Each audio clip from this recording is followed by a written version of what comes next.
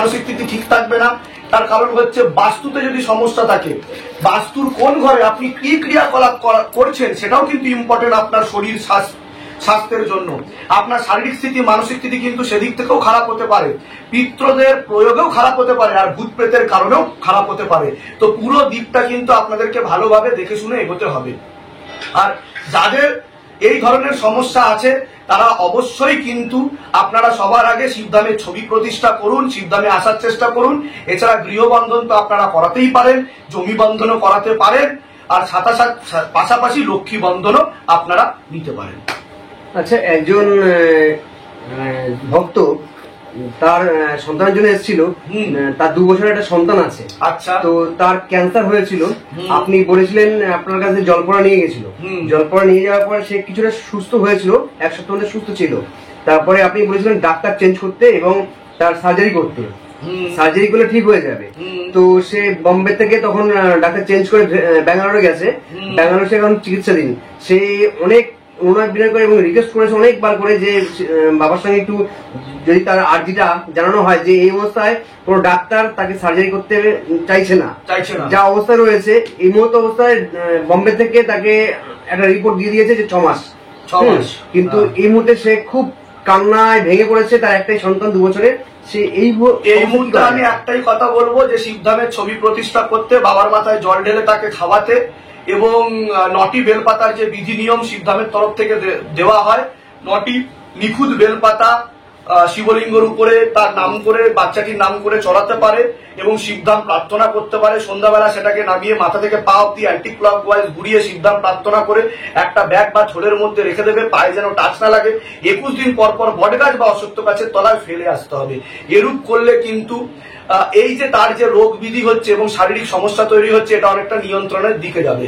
কিন্তু যদি শারীরিক সমস্যা যদি থেকে থাকে, যদি বাবার আদেশ থেকে থাকে, অবশ্যই সেই দিকেই এগোনো উচিত। কোনো ডাক্তার রিফিউজ করা মানে এই নয় অন্য কোনো ডাক্তারও রিফিউজ করবে।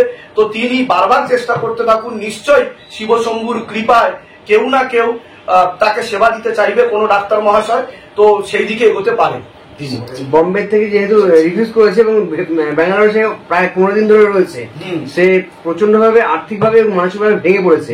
তো এই মুহূর্তে কি সিদ্ধান্তে কোনো কৃপা সে পেতে পারে? সে করতে পারে, জব করতে পারছে না যেহেতু পরিস্থিতি এমন ভাবে। ছবি জমা দিতে বলবেন, তাকে ছবি জমা দিয়ে গেছে। আচ্ছা ঠিক আছে, এবং ধূপকাঠি মোমবাতি জ্বেলে যেতে হবে। আর আমি যা যা বললাম অখণ্ড জ্যোত, দীপদান বিধি, তেল আর কর্পূর। দেখুন হিন্দিতে একটা কথা আছে, দুয়া আর দাওয়া দোনো কাম আতা है।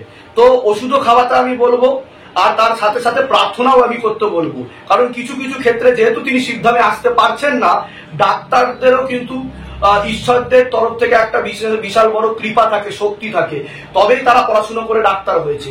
কিন্তু দুটো পদ্ধতি আলাদা, কারণ ঈশ্বরের ঊর্ধ্বে তো কোনো বিজ্ঞান নেই।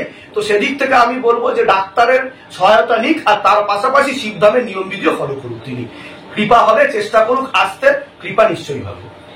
আচ্ছা, তন্ত্র মন্ত্র এই দুটোর মধ্যে পার্থক্য কি বা এর মানে সংজ্ঞা কি আছে? দেখুন, যেরকম ফর্মুলা অফ 3 শিবধাম বলেছিল, সবকিছু কিন্তু 3টের উপরেই দাঁড়িয়ে আছে। যেরকম ইলেকট্রন, প্রোটন, নিউট্রন, স্বর্গ, মর্ত, পাতাল, আমাদের 3টে গুণ আছে, রজগুণী, শতগুণী, তমগুণী, পাস্ট, প্রেজেন্ট, ফিউচার।